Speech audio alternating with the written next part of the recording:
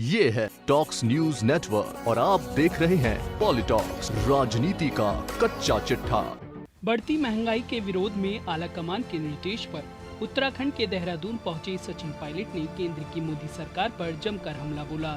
इससे पहले जब राजस्थान के पूर्व उप मुख्यमंत्री सचिन पायलट देहरादून पहुंचे तो जोली ग्रांट एयरपोर्ट पर उनका जोरदार स्वागत किया गया। एयरपोर्ट पर प्रदेश अध्यक्ष प्रीतम सिंह, काजी निजामुद्दीन, जिला अध्यक्ष परवादून गौरव चौधरी, जिलाध्यक्ष पचवादून संजय किशोर, जयेंद्र रमोला समेत कांग्रेस के सैकड़ों कार्यकर्ता वहां मौजूद थे। एयरपोर्ट पर कार्यकर्ताओं ने पायलट के समर्थन में जमकर नारे लगाए। पायलट के साथ उत्तराखंड के प्रभारी देवेंद्र यादव भी मौजूद रहे।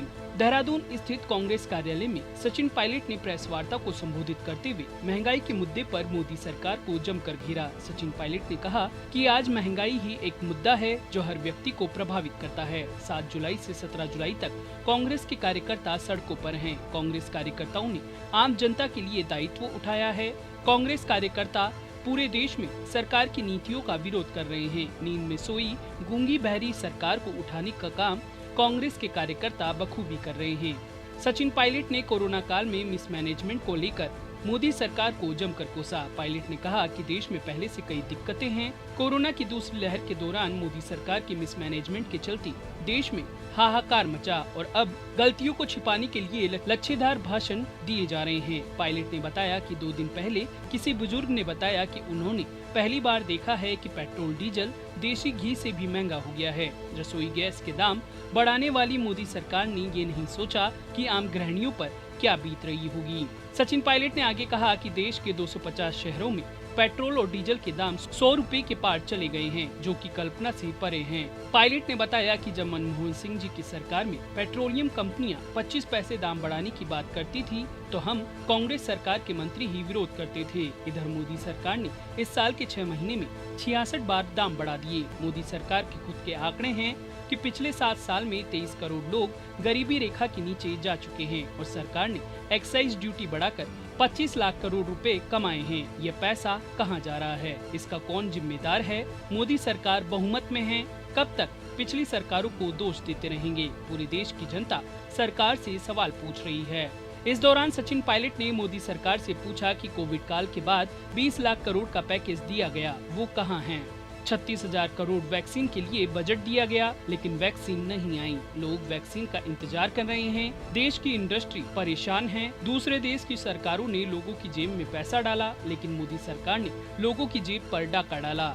किसान विरोधी 3 कानून ने कृषि की कमर तोड़ दी है। किसान सड़कों पर है, उनकी सुनने वाला कोई नहीं है। और जब केंद्र सरकार से जवाब मांगा जाता है तो वो मंदिर मस्जिद और पाकिस्तान चीन करते हैं। गैस के दाम पर प्रदर्शन करने वाले बीजेपी नेता अब कहां हैं? देश के युवाओं का पेट भाषणों से नहीं भरता है। देश का युवा रोजगार चाहता है। सचिन पायलट ने केंद्र सरकार पर पक्षपात का आरोप लगाया और कहा कि केंद्र सरकार पर राजस्थान सरकार का 7,140 करोड़ रुपए बकाया है। मोदी सरकार ने जो भी कदम उठाया उससे इकोनॉमी गिरी है और लोगों की आमदनी घटी है। देश में कोरोना काल में करोड़ों लोग बेरोजगार हो गए, निवेश नहीं आ रहा है, अर्थव्यवस्था चरमरा गई है और केंद्र सरकार मदद की जगह मनमानी करती है। उत्तराखंड में बीजेपी के द्वारा बार बार सीएम बदलने के सवाल पर पूर्व पीसीसी चीफ सचिन पायलट ने कहा कि उत्तराखंड एक छोटा राज्य है। यहाँ के लोगों को उम्मीद थी कि हमारा विकास होगा, लेकिन बीजेपी और मोदी सरकार ने उन्हें धोखा दिया।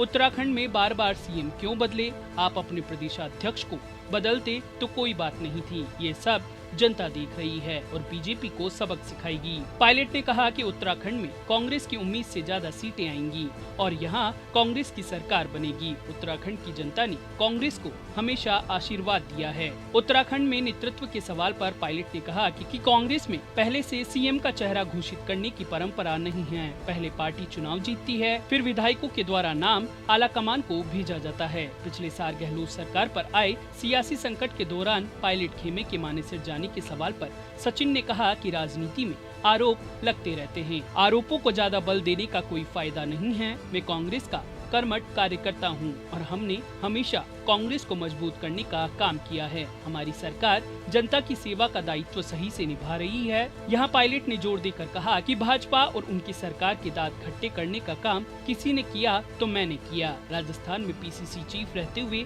ये सब जानते हैं। अब हम गहलोत सरकार को सहयोग कर रहे हैं। कांग्रेस एक लोकतांत्रिक पार्टी है और इसमें हम अपनी बात रख सकते हैं। कांग्रेस के विधायकों के बिकने के सवाल पर सचिन पायलट ने किसी पर व्यक्तिगत टिप्पणी करने से इनकार कर दिया। पायलट ने कहा कि कांग्रेस 120 साल पुरानी पार्टी है। देश में एकमात्र पार्टी है जो हर राज्य में जनता की आवाज उठाती है और बीजेपी को राष्ट्रीय स्तर पर चुनौती दे सकती है। पायलट ने कहा कि पूरे देश की जनता का मन अब कांग्रेस के पक्ष में है।